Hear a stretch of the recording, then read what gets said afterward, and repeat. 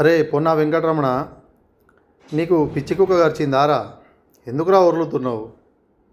నిన్నెవడు పట్టించుకోడరా.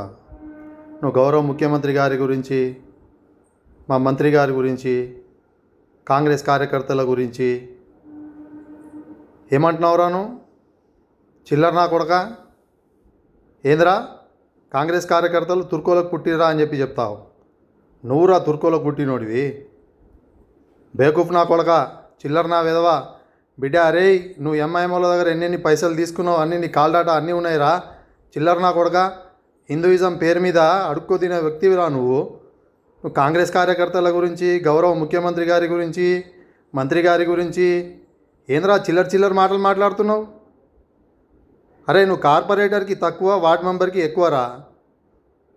ఎందుకురా ఉరులుతున్నావు? పొద్దుగాల పోయి ఆసరా హాస్పిటల్లో లేకపోతే ఉస్మానియా హాస్పిటల్లో పోయి బీపీ చెక్ చేయించుకో. అర్థమైందా? నువ్వేదో కాంగ్రెస్ కార్యకర్తలను తిట్టి హీరో అవుదామని చూస్తున్నావేమో. నిన్ను దేకేటోడు ఎవరు లేడా? అర్థమైందా?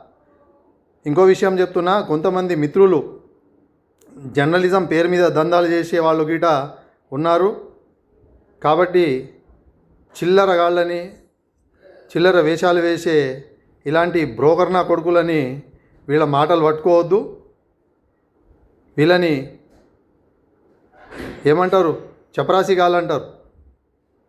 ఎంఐఎంని, ఓఏసీని అడ్డం పెట్టుకొని భారతదేశంలో గెలిచేది మీరురా. చిల్లర నా కొడక. నువ్వు గౌరవ ముఖ్యమంత్రి రేవంత్ రెడ్డి గారి గురించి మాకు చెప్తా ఆరా? నువ్వేంది, నీ బతికెంత? ఫాల్తు వేదవా. ఇంకోసారి పిచ్చి పిచ్చి వేషాలు వేసినావు అనుకో, ఏడా ఏం చేయాలో అది చేస్తాం. అర్థమైందా?